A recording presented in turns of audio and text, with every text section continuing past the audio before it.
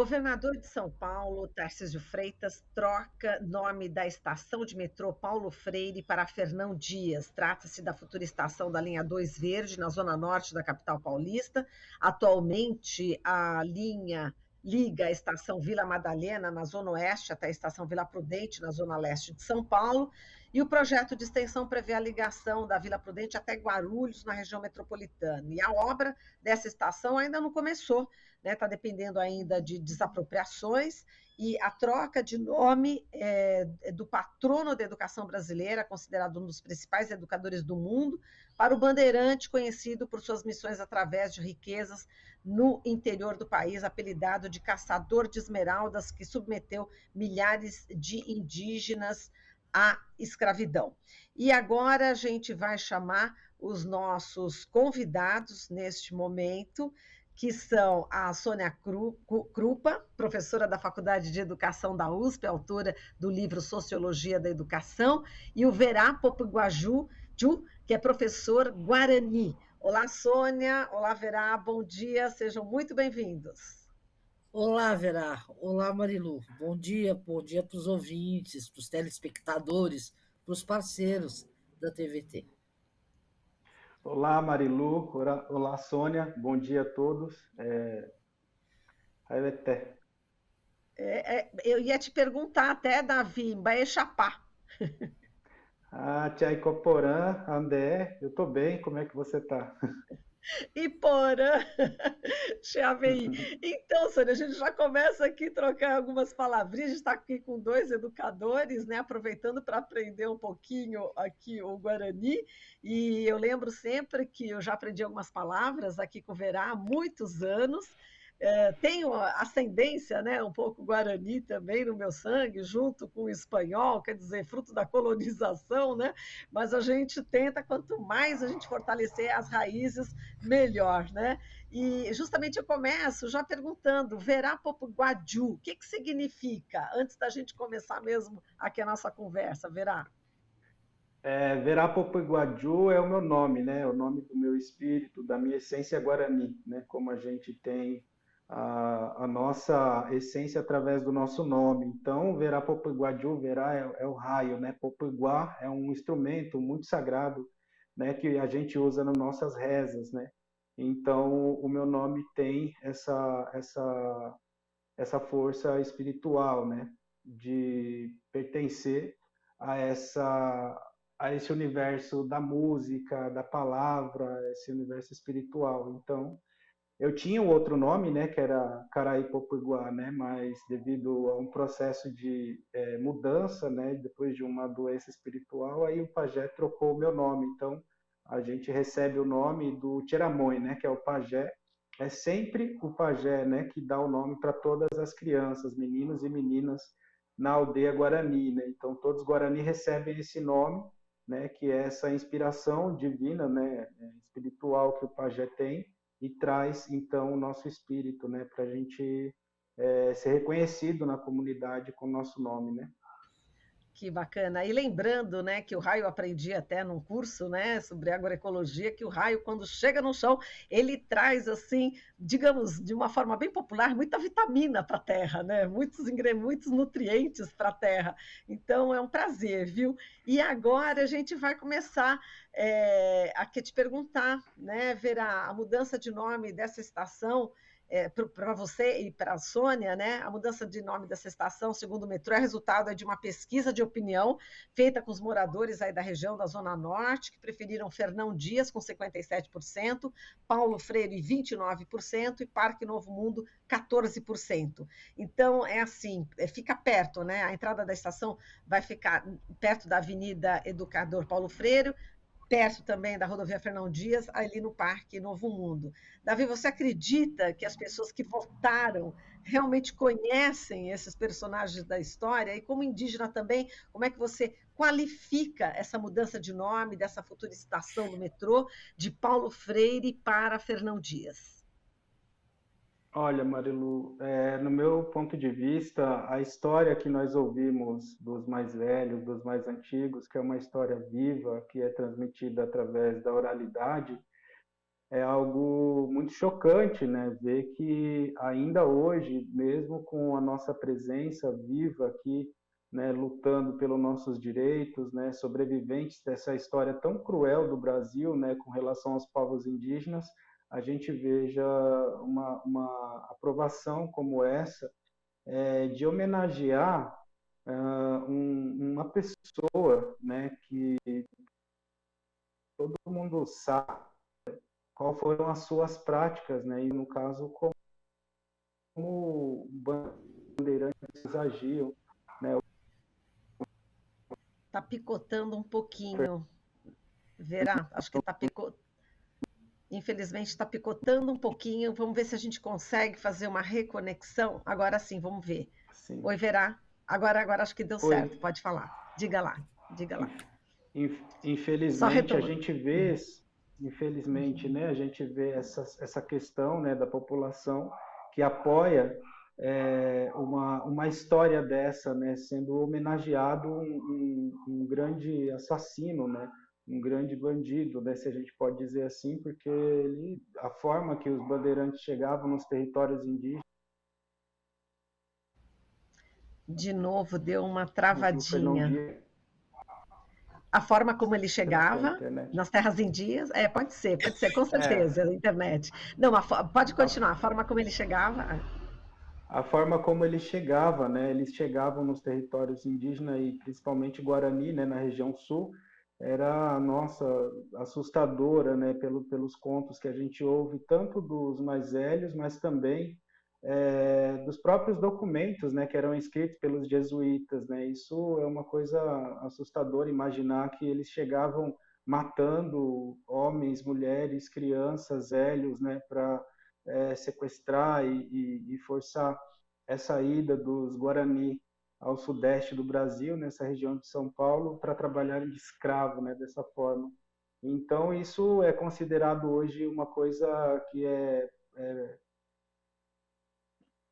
como se fizesse uma homenagem aos assassinos, né, às pessoas que violaram tanto os direitos dos povos indígenas. Então, isso para a gente é uma coisa muito dolorosa, assim, imaginar que a nossa história, o nosso sofrimento é pisado, né, ainda hoje por um governador, né, em São Paulo. Então ele tem deixado claro, né, a postura do governador de São Paulo, que ele não respeita os povos indígenas, que ele não respeita a dor daqueles que sofreram na história do Brasil. Ele defende uma ideia de homenagear aqueles, né, que cometeram atrocidades, né? Então isso é uma coisa para se refletir, assim, porque quando a gente vê também a questão da educação, né? O Paulo Freire, né? Um dos maiores pensadores que já existiu aqui no Brasil, né? Patrono da educação brasileira, ser substituído dessa forma, né? Por um assassino, por um bandido, né? Como é conhecido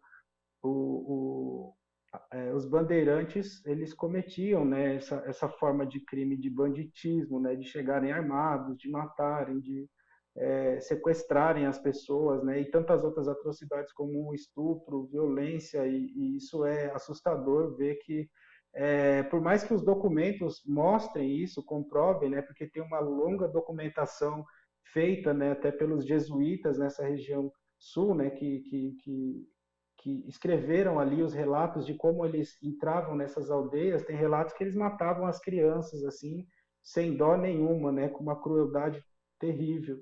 Então isso ser homenageado hoje é algo absurdo, assim, né, quando a gente vê que além disso esses bandeirantes também eram grandes desmatadores, né, de floresta, né, eram pessoas horríveis mesmo, né, no sentido da função que eles faziam ali. Isso não sei a quem recorrer, né? Mas a gente já fez muitas tentativas assim de dialogar com o governo, né? Na tentativa de até alterar também esses nomes, né? Que homenageiam esses assassinos, né? Porque nós estamos vivos, a nossa história está viva, né? E isso é pisar no nosso sangue, isso é pisar no nosso sofrimento, isso é pisar na nossa história de uma forma muito desonesta, né? Usando o poder para incitar cada vez mais a violência, né? Ainda ontem, Marilu, eu sofri um preconceito muito grande numa universidade ao qual eu tinha me inscrito, né? E aí os alunos me viram no grupo com meu nome indígena, começaram a me mandar mensagem, de repente um monte de aluno me ofendendo, né, na universidade, isso é tão triste. E aí você vê esse tipo de comportamento do governador de São Paulo, incita o ódio, incita o racismo, incita a violência, né, dizendo que sim, tem que passar por cima dos povos indígenas e os bandeirantes são heróis, né? Na verdade, isso acaba mantendo esse ódio contra os povos indígenas, né? Que horror. Bom, nossa solidariedade a você, viu, Verá? Infelizmente, fato lamentável isso que você acabou de relatar. E agora eu já passo a palavra aqui para a Sônia. Sônia, como é que você vê, né, como educadora, essa inversão, né, de valores na escolha de uma futura estação do metrô, na escolha de um nome, onde um escravizador aí de indígenas, como já falou aqui o Verá, é homenageado, e um educador como Paulo Freire é rejeitado? Então, Vera, primeiro minha solidariedade a você, né? E quero dizer que a universidade onde você está não pode admitir um comportamento como este. Então, acho que isso tem, a gente não pode admitir isso mais, sob qualquer hipótese, sabe? Acho que é tolerância zero para ações desse tipo. Por quê? Porque eu acho que se a gente não fizer isso, a gente continua permitindo que ações devastadoras, como nós vimos na Amazônia, como nós continuamos vendo, tenham sequência, né? E isso, obviamente, é tudo o que Paulo Freire não poderia concordar jamais. Por quê? Porque Paulo Freire foi um aliado, sim, um aliado das classes populares, daqueles que são cotidianamente dizimados por uma sociedade profundamente injusta, desigual e que tem presente esta mentalidade de exploração. Então, é por isso que o Paulo Freire é também combatido, né? Isso que faz com que estas pessoas que continuam presentes, que continuam explorando os outros, que continuam defendendo o lucro a qualquer custo, não é? Nós estamos vendo isso, não é, Vera? Nós estamos vendo isso, Vera. Sim. Agora, com a questão do Banco Central, nós estamos vendo isso com a taxa de juros. Nós estamos vendo isso com a não, infelizmente, a não revisão da reforma do ensino médio, que é uma barbaridade, porque exatamente é a formação do jovem que está em causa, não é? Então, todas essas ações são anti-freirianas. Por quê? Porque são antipopulares, anti-brasileiros e brasileiras que efetivamente são a maioria desse país e que são pessoas com direitos e que não podem ter os seus direitos, como você, passados por cima, tá certo? Em nome do quê? Em nome do quê? Então, eu sempre duvido um pouco, porque, veja, é uma captura e gostaria de saber melhor como foi feita essa pesquisa que diz que foi feita. Gostaria de saber melhor isso, tá certo? Porque não é possível, a pesquisa teria que pelo menos dar, não é, uma biografia de cada uma das duas pessoas, mas uma biografia correta. Qual foi a biografia dada para a população escolher? Qual foi? Qual foi a biografia? Uhum. Né? O que a população soube para escolher de uma forma cidadã e consciente, não é? Então, foi dito que o Fernando Dias Paz, o caçador de esmeralda, alargou as fronteiras do Brasil.